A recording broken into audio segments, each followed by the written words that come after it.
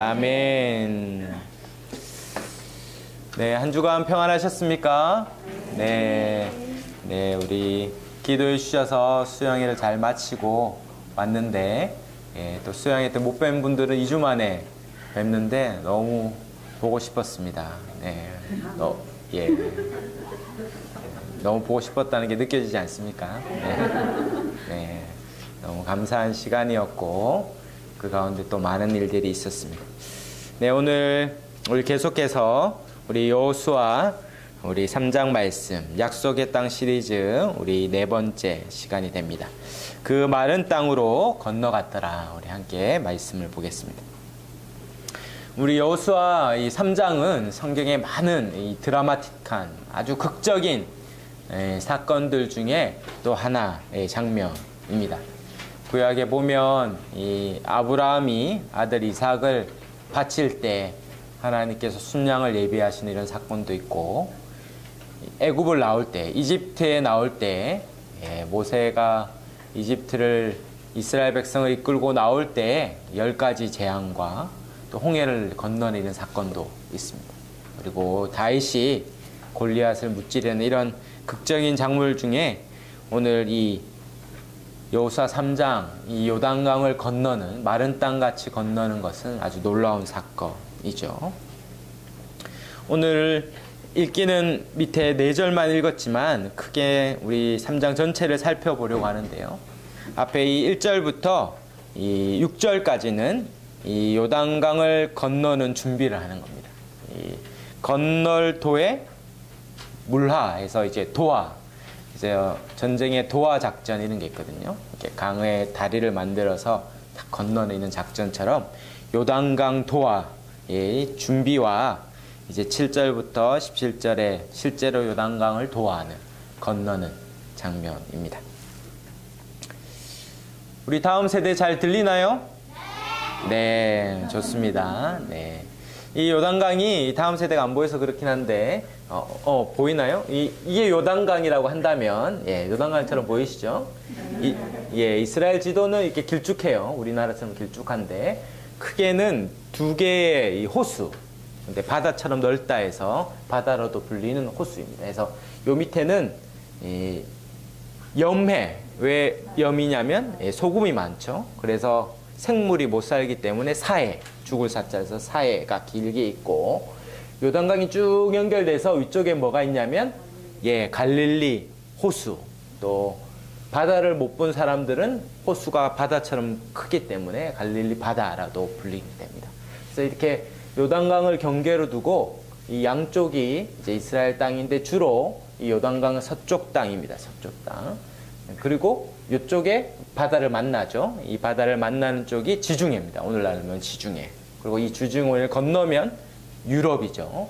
그리고 이 이스라엘 위쪽으로 올라가면 오늘날 터키 지역입니다. 그래서 신약에서는 이 바울이 이렇게 전도여행을 이렇게 가는 지역이 되겠죠.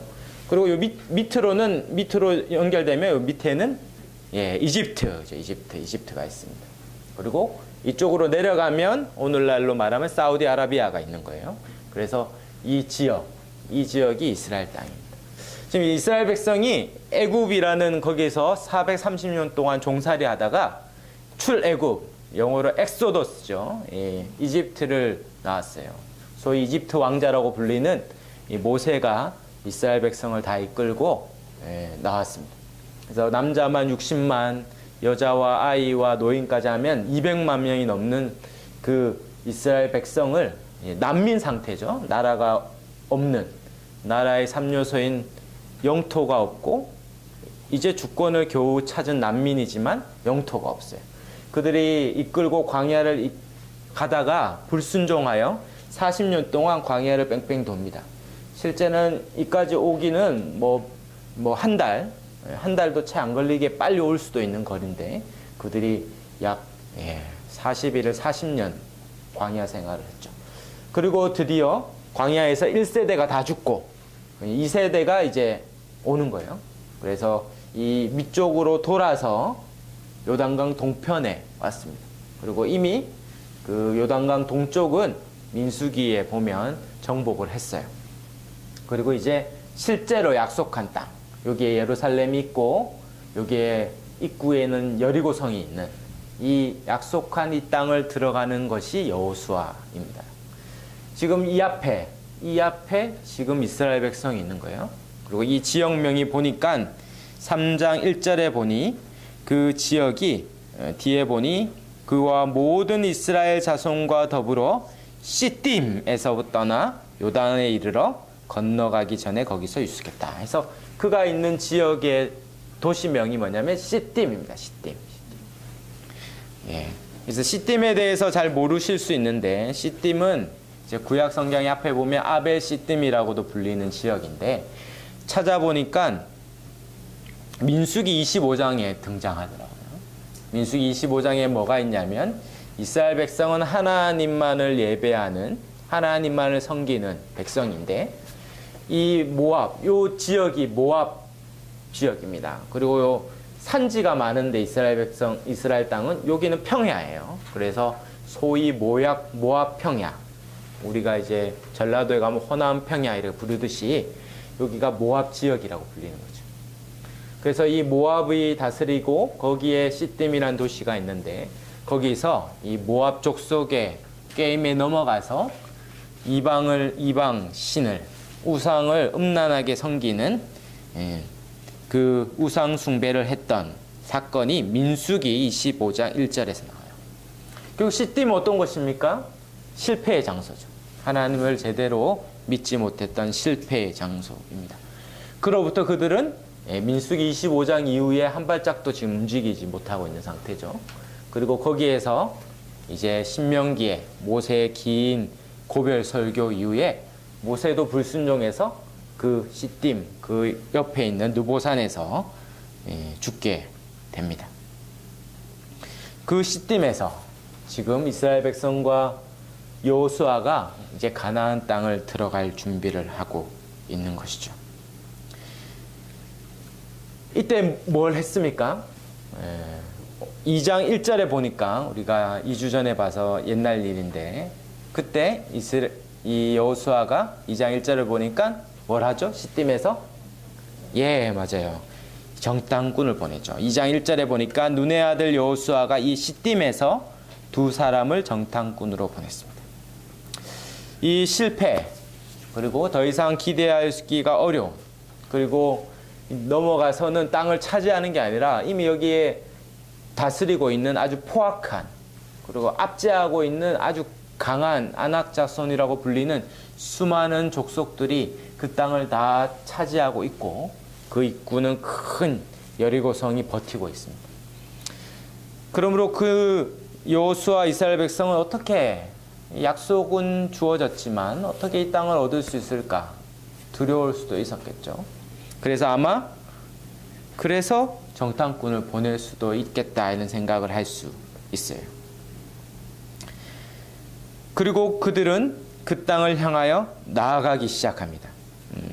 2장 3장 2절에 보면 사흘 후에 관리들을 진중으로 두루다니며 그 땅을 향하여 나아가죠. 도대체 이 사흘 사이, 사흘은 영어로 보니까 3days, 3일이잖아요. 3일. 3일 동안 무슨 일이 일어났던 거죠. 이 3일 동안 그들이 이 실패의 자리였던 시딤을 벗어나서 드디어 요단강을 향하여 약속의 땅을 향하여 나아가는 일이 있었어요. 도대체 3일 동안 무슨 일이 일어났던 것이죠? 2장에 보니까 그 3일 동안 정탐꾼이 정탐을 했어요. 실상 정탐을 한 게 아니라 들어가자마자 기생 라합의 집에서 발각되고 그래서 라합이 숨겨주고 그 라합이 2장 16절에 보니까 도망갈 때 마주칠까봐 산으로 가서 2장 16절에 보니까 사흘 동안 산에 숨어 있다가 뒤쫓는 자가 돌아가면 도망쳐라 이렇게 알려줘요. 그리고 여호수아서 2장 22절에 가니까 실제로 3일, 사흘 동안 산에 숨었다가 합니다. 3일 동안 숨어서 있던 기간이 3일이었던 거죠. 3일. 그런데 그 3일 이후에 정탐꾼이 돌아왔을 때 그들은 출발. 정탐꾼이 뭐라고 보고했습니까? 2장 24절입니다. 성경이 있으신 분은 한번 같이 찾아볼까요? 정탐꾼이 돌아와서 보고한 내용이 우리 2장 24절인데요. 같이 읽겠습니다. 또 여호수아에게 이르되 진실로 여호와께서 그 온 땅을 우리 손에 주셨으므로 그 땅의 모든 주문이 우리 앞에서 간담이 녹더이다 하더라. 아멘. 정탐꾼의 놀라운 보고를 듣고 그는 그 말씀대로 시작했죠. 결국 정탐꾼의 이 3일간의 시간, 정탐꾼의 이 시간은 하나님이 약속하신 것이 반드시 이루어진다는 것을 확인하는 시간이었던 거죠. 실제로 사흘은 여호수아가 이스라엘 백성을 향하여 명령했던 시간이었어요. 우리가 지난 여호수아 1장 볼 때 살펴봤는데요. 1장 10절에 여호수아가 그 백성의 관리들에게 이미 명령했었죠. 떠나기 전에 이미 명령했었어요. 11절에 진중에 두루 다니며 그 백성에게 명령하여 이르기를 양식을 준비하라. 사흘 안에 너희가 이 요단을 건너 너희의 하나님 여호와께서 너희에게 주사 차지하게 하시는 땅을 차지하기 위하여 들어갈 것입니다. 이미 사흘은 뭡니까? 여호수아가 그 땅을 들어가기를 준비하라고 명했던 기간이죠. 그는 하나님의 말씀을 받았죠. 1장 9절에 강하고 담대하라. 내가 너와 함께 하겠다. 모세에게 약속한 그 땅, 그 믿음의 선조들이 밟았던 그 땅을 너에게 주겠다. 이미 다 약속을 주셨고 재차 약속해 주셨어요. 그리고 그것을 믿었죠. 그리고 준비하라고 했습니다. 그러나 준비하라고 하는 그 사흘 동안 놀랍게도 2장의 사건을 통해서 그들에게 믿음을 북돋아 주고 있는 거죠. 하나님은 말씀을 해주시고 또 우리의 믿음이 흔들릴까 봐 또 확인해 주세요. 고작 여리고성에 있는 기생 라합의 입을 통하여지만 너희의 상처나지 하나님, 하늘에서도 땅에서도 그 하나님이 너에게 이미 땅을 주셨다는 그 얘기를 하나님으로부터도 받았음에도 불구하고 또 사람을 통해서도 또 확인해 주는 거죠. 끊임없이 믿음을 북돋아 주셔서 이 여호수아와 이스라엘 백성이 갈 수 있도록 지금 격려해 주고 있습니다. 하나님이 그렇게 사인을 보여주시고 증표도 주시고 확신해 주세요.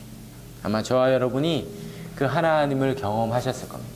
그냥 이 말씀이 믿어질 뿐만 아니라 이 믿어진 말씀이 내 약속으로 붙잡을 뿐만 아니라 또 숱한 여러 상황과 환경을 통해서 계속 확인해 주시는 거죠. 그래서 매일 말씀을 보는 게 그렇게 중요해요. 매일 이 quiet time, 이 조용한 시간, 묵상의 시간에 매일 말씀을 조금씩이라도 읽으면서 기도하는 것이 그렇게 중요한 거죠. 하나님이 내 삶을 인도하고 있다는 것이 알지만 자꾸 흔들리잖아요. 근데 계속 말씀해 주시고 또 사람을 통해 사건을 통해서 계속 말씀해 주신 것을 확인해 가는 과정들. 그럴 때 우리의 믿음을 더 견고하게 합니다. 결국 이 두 정탐꾼의 보고를 들은 여호수아는 어떻게 합니까? 3장 1절에 특이한 표현이 있더라고요. 우리 3장 1절에 다시 돌아오면 3장 1절의 시작을 어떻게 합니까? 또 여호수아가 아침 일찍 일어나서 이런 표현들은 의도적이잖아요. 아침에 뭐 일찍 일어났든 늦게 일어났든 무슨 관심이 있겠습니까 우리가. 근데 여호수아가 아침 일찍 일어났다. 아침에 일찍, 여러분 오늘 아침 일찍 일어나셨습니까? 일찍 일어나시네요. 너무 예배가 기대돼가지고 막 설레서. 그러니까 아침 일찍 일어나는 사람은 다 뭐냐면 그날이 기대가 되는 거예요. 여러분 어렸을 때 다 경험했죠. 이게 소풍 가는, 맨날 늦잠 자던 애도 소풍 가는 당일은 일찍 일어나서 엄마 막 깨우잖아요. 엄마 막 준비해야 된다고, 김밥 싸야 된다.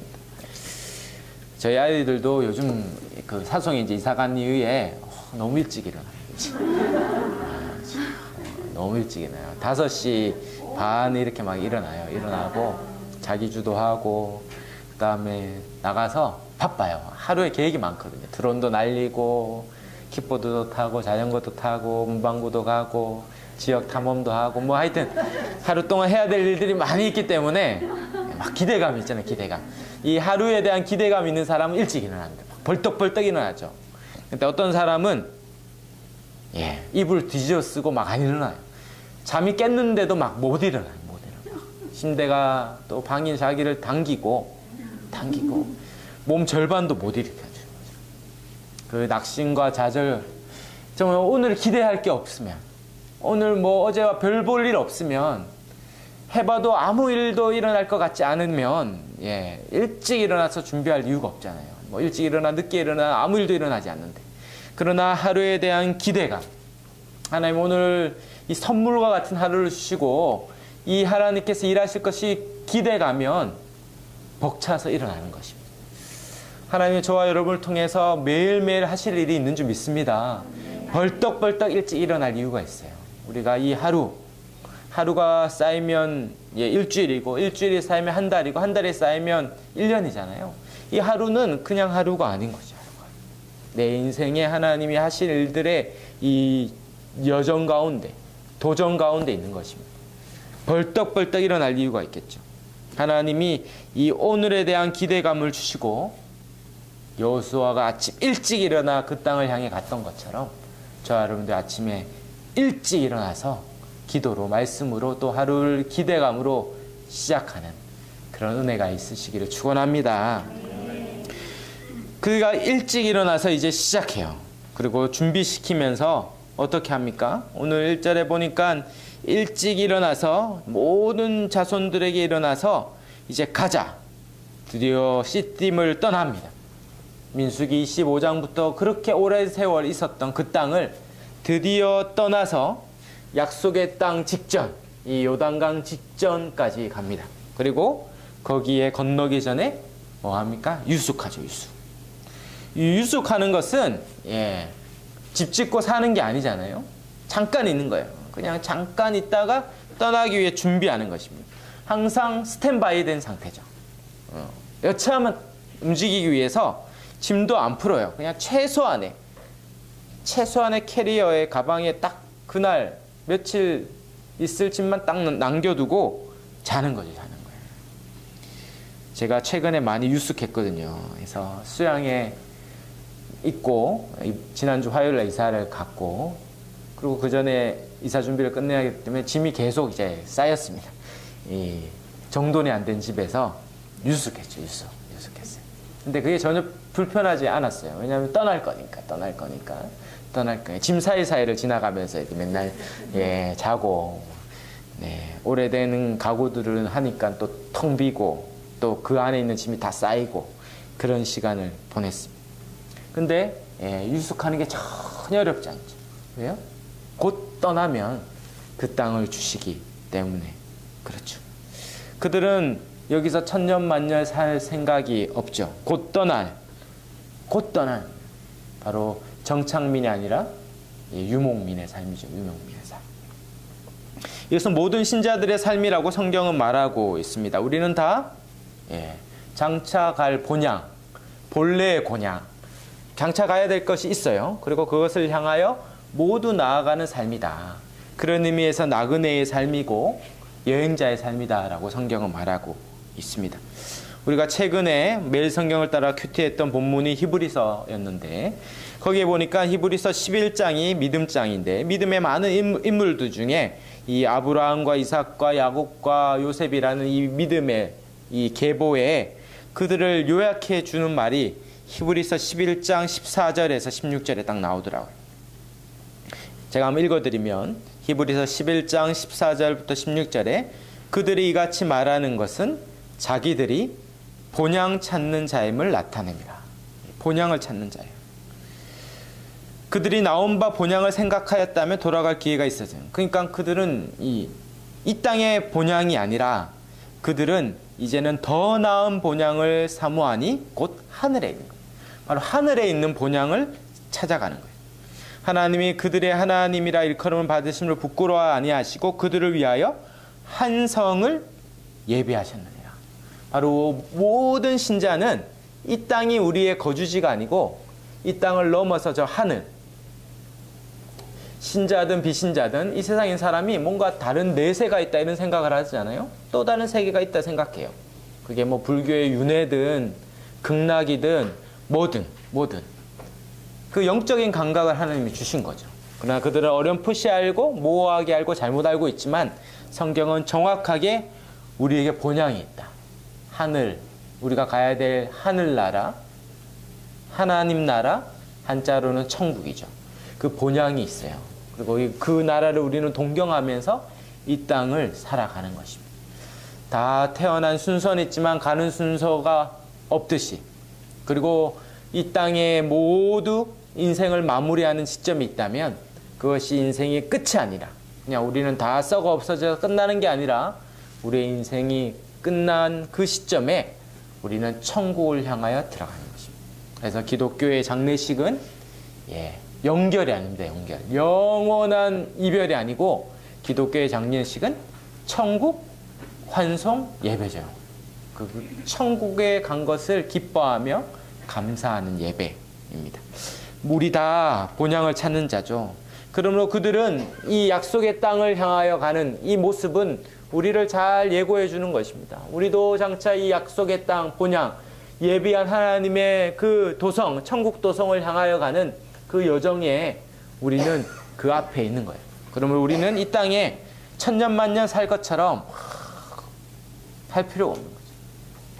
우리는 가볍게, 세상 사람도 심플 라이프, 뭐 심플 하우스 얘기하는데 비교할 수 없이 우리가 이 땅에 다 짊어지고 가지 않을 거기 때문에 우리가 나누고 베풀고 섬기면서 정말 그 본향을 향하여 나아가는 인생인 것이죠. 그들은 그 앞에 유숙함에 이제 준비하고 있습니다. 드디어 3절에 어떻게 합니까? 백성에게 명령하죠. 여호수아가 그 중간 리더십을 통하여 백성에게 말합니다. 너희는 네 사람 제사장들이 너희 하나님 여호와의 언약궤 매는 것을 보거든 너희가 있는 곳을 떠나 그 뒤를 따르라. 여기 보면 3장의 핵심적인 이 동선의 가장 중요한 이 것은 뭐냐면 언약궤라는 거예요. 언약궤. 이 언약궤가 움직이는 것 따라 이스라엘 백성이 가는 것입니다. 이 언약궤는 뭐냐면 궤는 소위 괴짝처럼 생기는 네모난 상자고, 대부분 아시듯이 그 안에 하나님의 언약이 기록된 돌판이 있어요. 당시에 돌에 글을 새겼고 그것이 10계명, 10가지 계명이며 내가 너의 하나님이 되고 너는 나의 백성이 된다는 이 언약, 하나님과 백성 가운데 맺은 언약의 핵심적인 내용이 들어있기 때문에 이것을 언약궤, 법궤 여러 가지 불리지만 언약궤라고 불리는 거예요. 이 언약이라는 것을 강조하고 있는 거죠. 어떻게 그 요단강을 건너갑니까? 하나님이 알려주시죠. 출발은 언약궤로부터 시작된다. 이 언약궤는 하나님이 임재하시는 곳이기 때문에, 거룩하고 구별된 곳이기 때문에 이것은 구별된 제사장들만 맵니다. 그리고 그것이 앞으로 가면 뒤를 따라가요. 중간에도 가지 않고 뒤에 있지도 않습니다. 반드시 순서는 언약궤가 앞서죠. 그리고 뒤에 따라가요. 따라가는데 그 따라가는 거리가 성경에 보니까 뭐라고 해야 합니까? 거리를 두고 따라가라 하죠. 4절에 보니까 거리가 2000규빗이에요. 규빗. 이 규빗이라는 것은 성경의 이 단위인데 이 손끝에서 팔꿈치까지 이것을 규빗이라고 합니다. 그래서 45cm에서 50cm. 저같이 이렇게 키가 크고 손이 큰 사람은 이게 크겠죠. 그래서 그럼 2000규빗은 대략 40에서 50을 곱하면 800에서 900m죠. 900m. 1km가 안 되는 거예요. 그러니까 멀지만 그러나 눈에 보이는 지점입니다. 먼저 가는 거예요. 그리고 뒤따라가는 것입니다. 이것은 뭘 보여줍니까? 하나님이 앞서가겠다. 보이지 않는 하나님이 우리와 함께 한다는 걸 뭘로 아냐면 이 언약궤를 통해 아는데, 그러므로 하나님이 지금 앞서가는 것 같은 거예요. 하나님이 지금 앞서가고 우리는 멀리, 감히 그 하나님 앞에 갈 수 없는 죄인들이기 때문에 멀리 떨어져서 그러나 그 가는 것을 지켜보는 자리에서 가는 것입니다. 하나님은 내가 앞서가겠다. 그리고 나를 따르라. 이렇게 얘기하고 있습니다. 영어로 follow me, follow me. 우리 다음 세대가 우리 영어와 일본어로 말씀을 배우고 있는데요. follow me 뭡니까? 우리 다음 세대 나를 따르라. 이걸 알아요. 대단하죠. 앞서가시겠다. 앞서가시겠다. 그 전쟁에 두 가지 구호가 있는데 하나는 나를 따르라가 있고 두 번째는 돌격 앞으로가 있습니다. 그것은 아주 결정적인 차이가 있는데 그 말하는 사람의 위치예요. 거기에 뭐 소대장이든지 대대장이든지 그 지휘관이 얘기하겠죠. 나를 따르라 하면 누가 앞서가는 겁니까? 예, 지휘관이 앞서가는 거죠. 그리고 돌격 앞으로 하면 뭡니까? 예, 자기는 가만히 있고 병사들을 앞으로 보내는 거예요. 그 7, 80년대 이스라엘이 그 중동하고 전쟁을 했거든요. 예, 중동에 다 둘러싸였는데 이스라엘이 뭐 이길 수 없는 전쟁인데 결국 이겼어요. 근데 이스라엘이 그 전쟁을 하면서 가장 많이 죽은 계급이 뭐냐면 일병이나 이병, 쫄병 이런 가장 훈련이 안 된 그런 쫄병들이 죽은 게 아니라 제일 많이 죽은 사람이 누구냐면 소대장이에요. 소대장. 이스라엘 백성은 철저히 뭡니까? 돌격 앞으로 하면 이제 제일 총알바지 되는 사람을 앞서 보내는 거거든요. 원래 노르망디 상륙작전 같은 데 보면 이렇게 상륙할 때 기관총이 막 난사되기 때문에 먼저 병사들을 앞에 보내요. 그래서 총알바지가 되고 총알이 다 떨어지거나 갈 때 그 다음에 들어가서 이제 도하작전을 하거든요. 근데 이스라엘은 그렇지 않은 거예요. 소대장이 앞서갑니다. 돌격 앞으로가 아니라 나를 따르라. 그래서 가장 먼저 위험에 노출되는 자들이 소대장이고 그래서 많은 사상이 있었죠. 주님은 가라 내가 너와 함께 하겠다 그래 놓고 이제 가면 이렇게 함께 하긴 그런 게 아닙니다. 내가 너와 함께 하겠다 말씀하시고 어떻게 합니까? 앞서 가시죠. 앞서 가시죠. 주님은 언약궤가 앞서가듯이 늘 항상 언약궤가 앞서가듯이 하나님은 우리와 함께 하시는데 늘 우리보다 앞서 일하시는 줄 믿어요. 그분은 결코 우리를 내버려 두지 않습니다.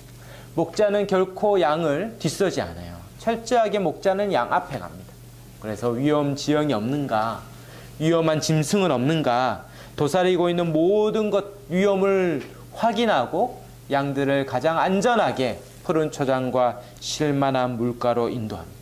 가다가 앞에 짐승이 오면 다윗처럼 사자와 곰이 오면 그와 맞서 싸워 양들을 지키는 것이죠. 하나님은 내가 너와 함께 하겠고 내가 너와 직접 싸워 이 땅을 주겠다.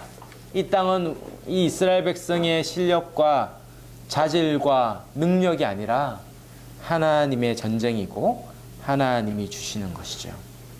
이것을 정말 믿는다면 우리는 5절에 있는 것처럼 너희 자신을 성결하게 하는 것입니다. 거룩할 선에 깨끗할 결이죠. 성결할 결이. 우리를 거룩하고 깨끗하게 해서 뭡니까? 이 전쟁이 다 이루어지고 만약 하나님 약속한 대로 다 이루어지고 여리고성을 다 취하게 됐을 때 뭐라고 얘기합니까? 하나님도 하셨고 나도 뭐 일정 부분 했고 하나님도 하셨고 나도 일부분 기여한 게 있고 이렇게 말하지 않은 것입니다. 하나님이 다 하셨고 나를 통해 다 하셨고 오직 하나님만이 다 하셨다. 하나님만을 온전히 높이도록 그분이 이 전쟁의 승패는 하나님을 신뢰하고 인정하는가에 달려 있습니다.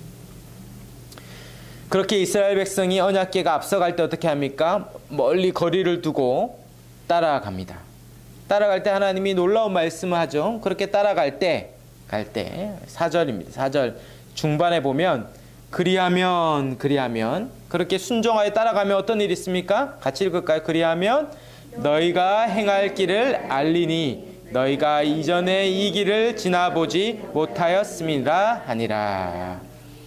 하나님이 약속하고 있습니다. 하나님을 따라가는 자는 이전에 한 번도 가보지 않았던 길을 가게 될 것이다. 신나지 않습니까? 하나님이 새 일을 행하실 것이고 새 길을 우리에게 주실 것이다. 약속하고 있습니다. 한 번도 가보지 않은 길이기 때문에 얼마나 두렵습니까? 여러분이 이렇게 차를 운전하거나 차 타고 갈 때 가는 길과 오는 길이 심리적으로 달라요. 갈 때는 멀고 돌아올 때는 금방 오는 것 같은데 실상 시간은 같거든요. 왜 그렇습니까?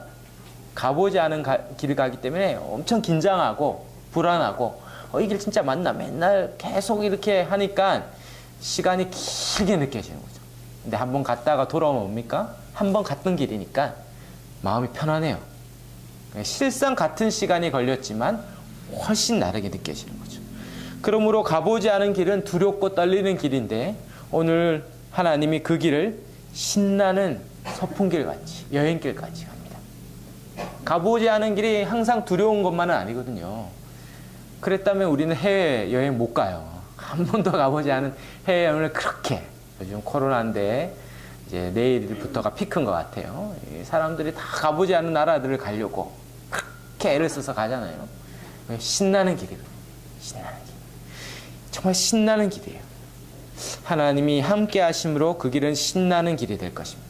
우리의 가보지 않은 미래, 가보지 않은 우리 장래가 두렵고 염려가 되고 불안하고, 최근에 제가 이렇게 신우에 인도하면서 은퇴 이유가 60 이후가 대부분 은퇴하시더라고요. 이 가보지 않은 은퇴 이후의 것들이 걱정이 많으신 분들이 많더라고요. 그러나 가보지 않은 길이지만 하나님이 함께 하시면 그 길은 우리에게 신나는 정말 소풍과 같은 길이 될 줄 믿습니다. 하나님이 가보지 않은 길에게 하나님이 약속해 주거든요. 제가 개척할 때 받은 약속의 말씀이었는데 이사야서 43장 19절이었습니다. 보라, 내가 새 일을 행하리니 이제 나타낼 것이라. 너희가 그것을 알지 못하겠느냐? 반드시 내가 광야의 길을 사막의 강을 내리라. 하나님이 새 일을 행하실 것이다. 광야의 길을 사막의 강을 내시는 하나님이 저와 여러분에게 새 일을 행하실 줄 믿습니다. 우리 자녀들도 또 진학을 하고 이 새로운 이 캠퍼스와 대학 진학과 수많은 일들이 있지만 그것이 두려움이 아니라 하나님이 나를 통해 하실 일들을 기대하는 정말 새 일을 행하시는 하나님을 경험하는 길이 될 줄 믿습니다. 이스라엘 백성은 이것이 새 일이지만 그러나 생각해보면 또 새 일이 아니에요. 3절에 보면 여호와께서 너희 가운데 기이한 일을 행할 텐데, 이 기이한 일은 우리가 알겠지만 요단강을 건너는 일이거든요. 근데 실제로 이스라엘 백성은 앞에 뭘 건넜습니까? 이 요단강 건너기 전에 이 밑에 이스라엘 백성이 애굽에서 이집트에서 나온 이후에 건넜던 곳은 홍해였어요. 홍해. 더 크고 넓은, 그래서 강인대 바다라고 불리는 이 홍해. 이 홍해를 마른 땅같이 건넌 경험이 있습니다. 하나님이 이미 이 출애굽한 1세대에게 이 홍해를 건너므로 하나님이 너희와 함께 한다라는 것을 경험하게 해주셨거든요. 근데 문제는 뭐죠? 그 1세대가 40년 광야 가운데 헤매다가 다 죽었어요. 그리고 지금 건너는 사람은 여호수아와 갈렙 빼고는 다 이 광야에서 태어난 세대예요. 광야. 그리고 이들은 홍해라는 소문은 들었고 옛날에 이야기는 들었지만 이 전래 동화처럼 옛날 얘기. 그러니까 자기는 경험을 못했잖아요. 그러니까 이 요단강을 건너는 건 너무 두렵고 떨리는 일일 수 있겠죠. 그런데 이 1세대의 홍해를 경험한 것들이 사실이라면, 이 성경이 약속한 이것이 사실이라면 한 번도 경험하지 못했던 이 광야 세대인 이 세대도 이것을 경험하게 될 것입니다. 우리가 이미 읽었듯이 마른 땅처럼 건너는 것을 경험함으로 그들이 하나님이 그들과 함께 하시는 걸 경험할 거예요. 그리고 더 나아가서 이것은 뭡니까? 저와 여러분에게도 주시는 표대죠. 우리도 강을 마른 땅처럼 건넌 경험이 없죠. 그러나 애굽에 나올 때 홍해를 건넜던 것처럼, 이 요단강을 건넜던 것처럼 저와 여러분도 어떻습니까? 우리의 인생길을 건너는 역사를 허락해 주실 줄 믿습니다. 그 하나님이 동일한 분이세요. 이 홍해와 요단강을 건너게 하신, 홍해와 요단강을 가르고 마른 땅같이 건너게 하신 하나님이라면, 그 하나님이 우리가 믿는 하나님과 같은 분이라면 저와 여러분의 삶도 지금 큰 난관처럼, 큰 홍해처럼 도저히 감당할 수 없을 것 같은 이 문제 앞에서 하나님이 능히 건너게 하실 줄 믿습니다. 여기 수영로교회에 다녔던 분들이 많으시잖아요. 수영로교회가 이게 건축할 때도 참 기적과 같은 많은 일들이 있었거든요. 근데 이제 그 세대가 가고 새로운 세대가 거의 많이 바뀌었죠. 그리고 저도 뭐 그 소문으로만, 간증으로만 그렇게 들었어요. 그리고 사송 첫 주님의 교회를 개척하면서 이제 교회를 세우고 이제 땅을 매입하고 교회를 건축하는 이 일들이 눈앞에 있는데 1세대에 경험한 것들이 저와 여러분의 2세대에 하나님이 동일하게 허락해 줄 줄 믿습니다. 그리고 세월이 지나서 이것을 저와 여러분이 간증하게 될 날이 올 것이죠. 하나님은 약속하고 있어요. 저와 여러분에게 약속하고 있습니다. 5절에 여호와께서 너희 가운데 내일 너희 가운데 기이한 일들을 행하시리라. 홍해를 가르시고 광야의 시온과 옥을 전멸시킨 하나님, 라합을 통하여서 여호수아서 2장 10절에 여호와께서 너희 앞에서 홍해물을 마르게 하신 일과 너희가 요단 저쪽에 있는 아모리 사람의 두 왕 시온과 옥에게 행한 일, 곧 그들을 전멸시킨 일을 우리가 들었다 라고 했던 그 기이한 일, 그것을 행하신 하나님이 드디어 요단강도 가르시고 건너게 하실 줄 믿습니다. 드디어 6절에 제사장들이 언약궤를 메고 백성 앞에 건너라 명을 받아요. 그리고 언약궤를 메고 백성 앞에 나아가기 시작합니다. 거기에 눈에 띄는 표현은 곧이에요. 곧. 하나님이 건너라, 앞서 건너라 할 때에 곧. 즉각적인 순종이죠. 곧 메고 나아갑니다. 그리고 그 앞에 하나님이 여호수아에게 약속해 주세요. 7절에 여호와께서 여호수아에게 이르시되 내가 오늘부터 시작하여 너를 온 이스라엘 목전에서 크게 하여 내가 모세와 함께 있었던 것 같이 너와 함께 있는 것을 그들이 알게 하리라. 이스라엘 백성이 이집트 나왔는데 홍해가 가로막고 있었잖아요. 그리고 이 애굽 왕이 변심해가지고 전병력을 이끌고 쫓아왔어요. 이제 앞뒤에 다 꼼짝없이 죽게 됐죠. 그때 이스라엘 백성이 막 불평했습니다. 모세를 향하여 도전했죠. 당신이 우리를 그냥 애굽에서 죽도록 내버려둬도 되는데 이 광야에서 죽도록 이렇게 몰살시키려고 우리를 데려왔느냐. 그때 하나님이 모세에게 말했죠. 내가 모세 너를 크게 하여 이 백성이 내가 너와 함께하는 걸 보게 하겠다. 그리고 말씀하시면서 이 지팡이를 들고 홍해를 내밀으라 할 때 어땠습니까? 홍해가 갈라졌습니다. 그리고 온 이스라엘 백성이 모세와 함께 하시는 하나님을 인정했죠. 드디어 여호수아에게도 동일한 약속을 주시는 거예요. 모세와 함께 있었던 것처럼. 요단강을 건너라 했을 때 불가능한 그 요단강 앞에 요단강이 갈라지고 건너는 그 순간 하나님이 그 지도자 모세와 함께 있었던 것처럼 여호수아와 함께 있는 것을 그 목전에서 알게 줄 것입니다. 이제 여호수아는 또 다른 모세처럼 이 지도자를 통하여 일하시는 하나님을 경험하게 해 주실 거죠. 드디어 요단강에 들어섭니다. 8절에 언약궤를 맨 제사장이 요단 물가에 이르면 요단에 들어갑니다. 요단에 들어가야겠죠. 지금 어떤 상황입니까? 요단강이 그대로 물이 있는 상황이에요. 그리고 그 물은 엄청 많다고 성경은 강조하고 있죠. 그 이미 물이 많은 가운데 아무 일도 변하지 않는 가운데 뭐부터 해야 됩니까? 발부터 내딛어야 돼요. 요단에 들어서는 것부터 해야 되죠. 믿음의 발걸음을 내딛어야 합니다. 우리가 읽었던 히브리서 11장 1절 2절에 믿음에 대해서 딱 정의해 주잖아요. 믿음은 바라는 것들의 실상이요 보이지 않는 것들의 증거니 선진들이 이로써 증거를 얻었느니라. 믿음은 뭐냐면 보이지 않아요. 이 앞에 일어날 일인데 현재는 없어요. 근데 앞으로 미래에 일어날 일을 현재로 가져와서 그것이 다 이루어진 것처럼 믿고 가는 것이죠. 그 믿는 그 비전을 가진 자만큼. 이 디즈니 월드를 지을 때 얘기 아십니까? 이 디즈니 월드를 이 디즈니가 이 쥐 있잖아요. 이 쥐를 모티브로 해서 했다가 크게 되고 아이들이 동심을 누릴 수 있는 디즈니 월드를 꿈꿨어요. 근데 그것을 꿈만 꾸고 죽었죠. 그리고 나중에 디즈니 월드가 다 지어지고 나서 그 아내가 축사를 했습니다. 그러면서 사람들에게 아내한테 막 그렇게 얘기했죠. 디즈니가 살아있었으면 이걸 보면 너무 좋았을 텐데요. 너무 안 계셔서 너무 아쉽네요. 그 아내가 얘기했죠. 많은 사람들이 저한테 그렇게 얘기했지만 저희 남편 디즈니는 이미 이 모든 것을 보았습니다. 이것을 이미 다 보고 죽었습니다. 사랑하는 여러분, 믿음의 선진들은 다 그렇게 살았죠.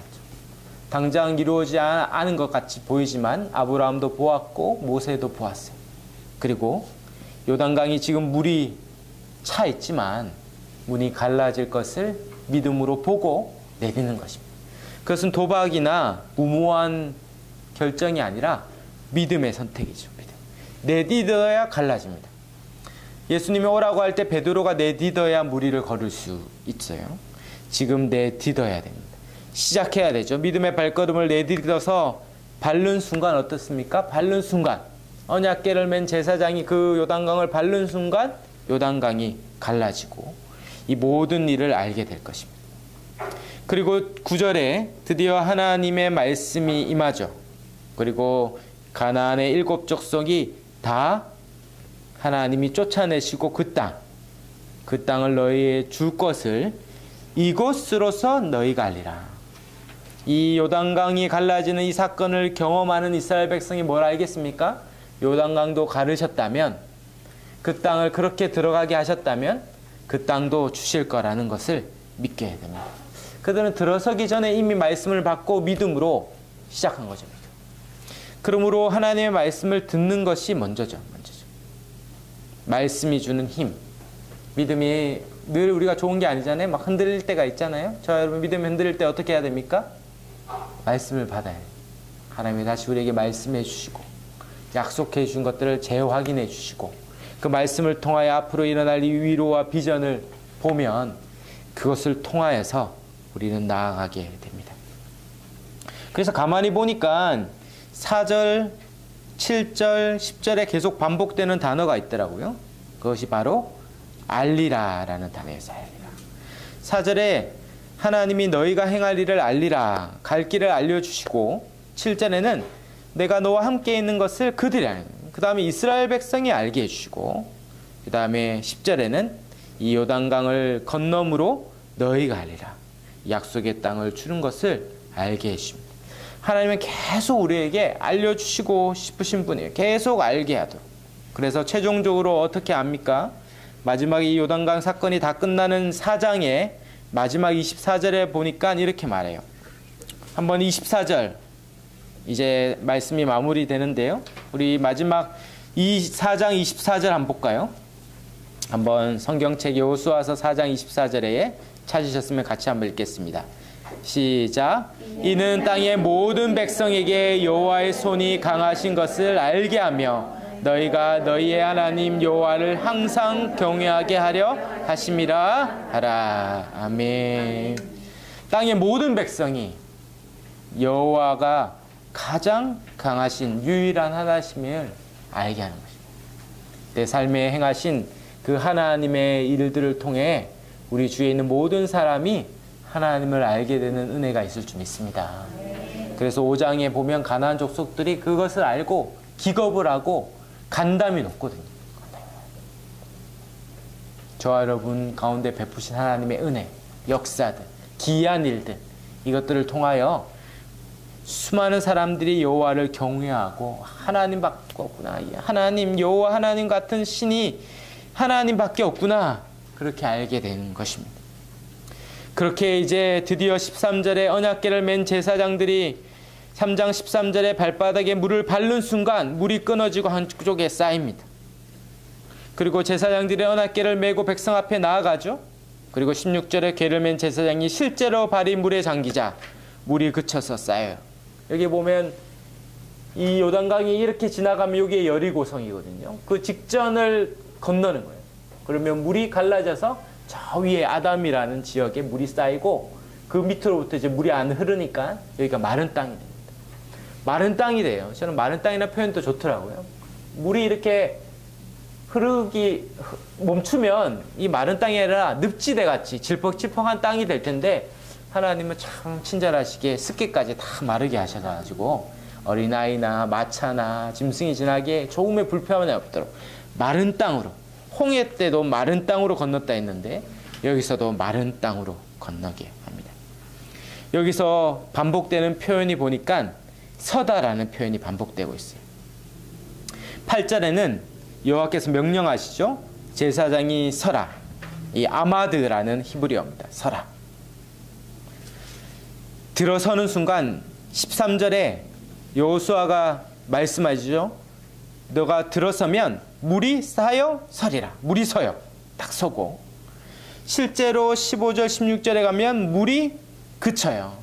한글 성경은 일관성 있게 번역하면 더 좋았을 텐데 물이 그쳐서가 다른 말로 하면 원래는 서예요. 물이 서는 거예요. 물이 쌓여 서리라 했는데 실제로 물이 쌓여 물이 그치고 서죠. 그리고 제사장이 마지막 17절 어떻게 합니까? 실제로 굳게 서죠. 굳게 서요. 굳게 서는 것이 중요해요. 서 있어야 되죠. 그곳에 서 있을 때 하나님이 은혜 가운데 함께해 주십니다. 오늘 우리가 읽었던 말씀 제목에 있는 17절 여호와의 언약궤를 맨 제사장들은 요단 가운데 마른 땅에 굳게 섰고 그 모든 백성이 요단을 건너기를 마칠 때까지 모든 이스라엘은 그 마른 땅으로 건넜더라. 굳게 서면 그 약속하신 말씀을 믿고 그 말씀의 반석 위에 굳게 서면 그 말씀 위에 굳게 서면 그 선자에게 하나님께서 함께해 주신 것을 경험하게 됩니다. 굳게 서기 힘들죠. 왜냐하면 15절에 보니까 이때가 요단이 곡식 거두는 시기인데 그 당시 사람들은 알만한 시기라는 거죠. 바로 물이 항상 넘쳐서 어마어마한 강이 된 시기. 가장 물이 많은 때 건너기 어려운 때 아니면 건기 같은 때면 건널 수 있을 만큼의 물이 줄어들어요. 신기하게. 그러면 건널 수 있어요. 근데 성경은 뭐랍니까? 물이 가장 많아서 사람이 도저히 건널 수 없는 상태였다 얘기하는 거죠. 이것은 하나님 이외에 할 수 없는 상황이었을 것이죠. 수영로교회가 건축될 때 얘기 들어보니까 그때가 IMF 때였다 그러더라고요.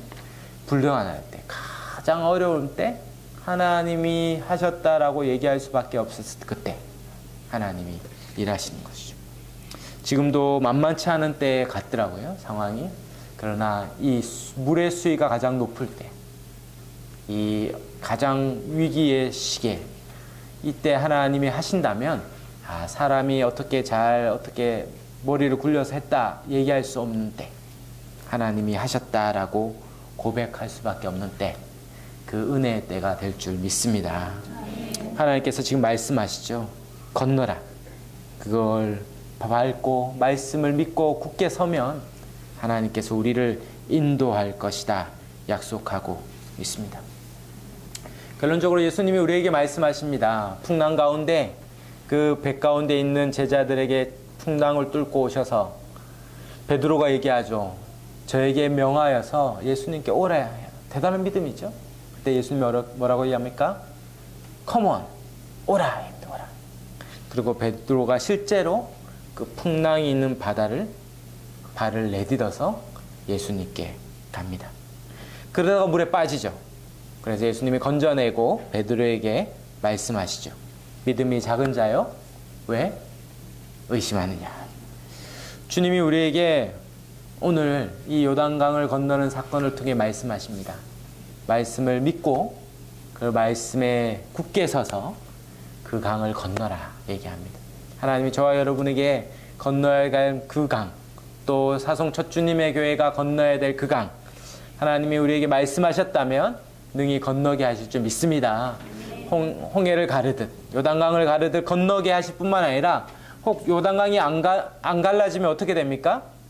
바다 위를 걷게 하시지. 베드로가 물 위를 걸었듯이 그 물 위를 걸어서 하나님이 하시는 일들을 경험하게 하실 줄 믿습니다. 자, 그러면 이 말씀을 나에게 주시는 약속의 말씀을 믿고 우리의 경험과 지식과 예상대로 살지 않고 하나님의 약속을 믿고 그 믿음으로 사는